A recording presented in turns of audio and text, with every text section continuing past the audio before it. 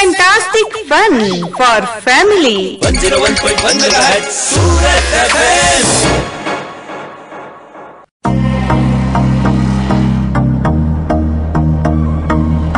Hello and very good morning to my lovely listeners. Akashvani છે અને આપ સાંભળી રહ્યા છો વિવિધ ભારતીનું સુરત કેન્દ્ર 101.1 FM.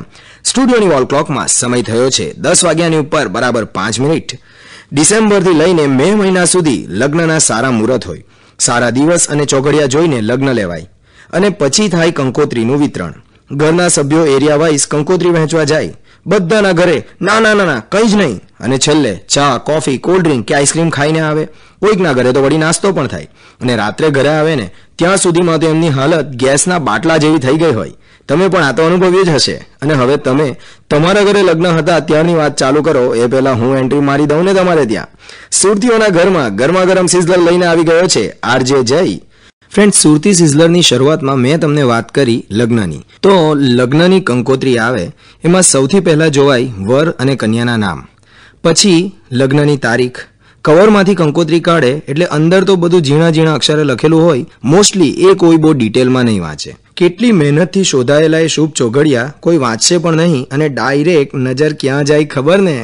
એ સ્માઇલ આવી, તમારા ચહેરા પર પણ સ્માઇલ આવી. તમારા મનની વાત મેં જાણી લીધી. હા, જમણવારનો ટાઈમ કેટલો છે અને ઘરમાં જાહેરાત પણ થઈ જાય કે આટલા વાગ્યાનો ટાઈમ છે, વહેલા જ પહોંચી જઈશું. એટલે શરૂઆતમાં જ ગરમ ગરમ મજા આવી જાય. અને ઘરના બાળકોને તો કંકોત્રીમાં જમવાના ટાઈમ સિવાય કોના લગ્ન છે ને એની સાથે પણ નિસ્બત નથી હોતી. શાંતિથી જમીને આવવાનું. એ મગજને કોણ જોર આપે કે આ દૂરના સગા કોણ છે, જમવાનું તો નજીકમાં છે ને બસ. જે દિવસે એકદમ સારા ચોઘડિયા હોય ને એ દિવસે 3-4 લગ્નની કંકોત્રી ઘરે ભેગી થઈ હોય, અને ત્યારે આપણને થાય કન્ફ્યુઝન કે આને ત્યાં નહીં જઈએ તો એને ખોટું લાગશે, અને પેલાને ત્યાં નહીં જઈએ તો એને ખોટું લાગશે. પણ આવું કન્ફ્યુઝન દૂર કરવાનો મસ્ત આઈડિયા છે મારી પાસે. તમે કહેશો કે જય, અમે વર્ષોથી આ પ્રોબ્લેમ ફેસ કરી રહ્યા છીએ પણ સોલ્યુશન મળતું નથી. તો સાંભળો મારું સોલ્યુશન. દરેક કંકોત્રીમાં જમવાનું મેનુ છપાવવું જોઈએ, જેથી 3-4 કંકોત્રીમાંથી કઈ જગ્યાએ આપણું ભાવતું મેનુ છે ત્યાં જવાનું અને જમી લેવાનું. પછી આઈસ્ક્રીમ ખાવાનું, પછી ઓળકાર ખાવાનું, ને છેલ્લે ઘરે પાછા. એવું લાગે તો આઈસ્ક્રીમ ખાવા બીજા મેરેજમાં જવાનું, એમને પણ સારું લાગે. અને આપણે જમતા હોઈએ ને ત્યારે જેને ત્યાં મેરેજ હોય તે આવે એટલે કહેશે જમજો. હા, તો ભાઈ આ થાળી કંઈ દર્શન કરવા માટે નથી લીધી, અમે જમવા માટે જ લીધી છે. અને તમે નહીં કહેશો ને તો પણ અમે 4 વાડકી સીતાફળ રબડી તો પીવાના જ છે. સાંભળી રહ્યા છો સુરતી સિઝલર જયની સાથે. ફ્રેન્ડ્સ, સમય સાથે દરેક વસ્તુમાં પરિવર્તન આવે છે અને પરિસ્થિતિ પણ બદલાતી જાય છે. પહેલા તો નીચે પાથરણા પાથરીને લાંબી લાંબી પંગાત પડતી, એમાં બેસીને બાજમાં જમાડાતું.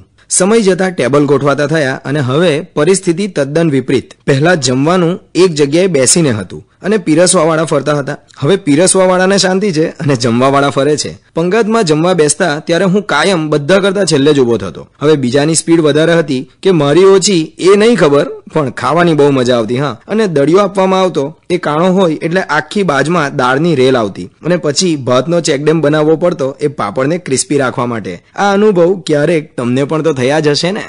આ લગ્નમાં જમવાની વાત પરથી મને યાદ આવ્યું કે તમારે સૌથી સારા એક્ટર કે એક્ટ્રેસ જોવા હોય તો મેરેજના જમણવારમાં જોવા મળે. કેમેરામેન આવે ને એટલે એક્ટિંગ સ્ટાર્ટ થઈ જાય. એમાં પાછી 2 કેટેગરી હોય.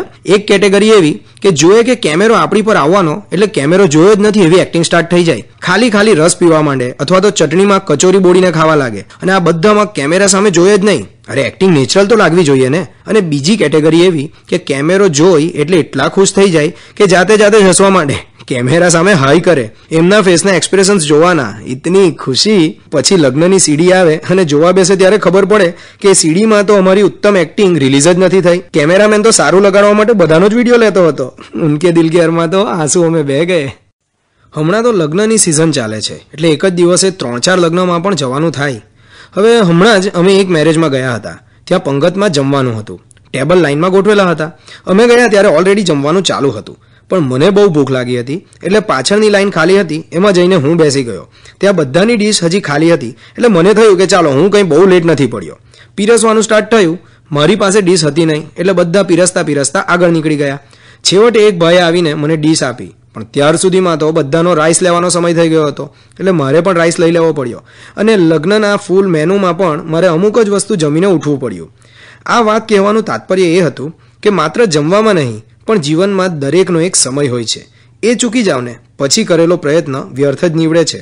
પછી અભ્યાસ હોય કે કારકિર્દીનો સમય પણ ખૂબ જ મહત્વનો હોય છે.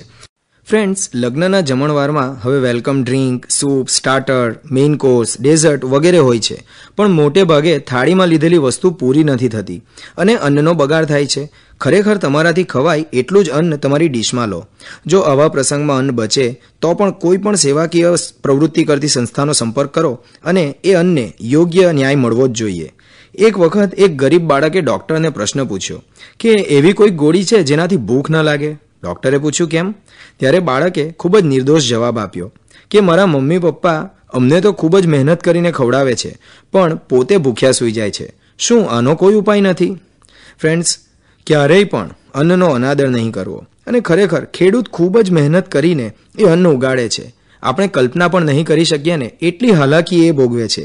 અને માટે જ ખેડૂત અને તેની મહેનતના માનમાં મેં 2 પંક્તિ લખી છે જે કંઈક આવી છે: દિન આખું હળ ચાલે, રાત આખી પાણી અપાય. દિન આખું હળ ચાલે, રાત આખી પાણી અપાય, એની મહેનતના પરિણામે આપણા જઠરની આગ સમાય. તો એમની મહેનતને સલામ કરીએ અને હવે નિર્ધાર કરીએ કે આજ પછી ક્યારેય અન્નનો બગાડ નહીં કરીએ.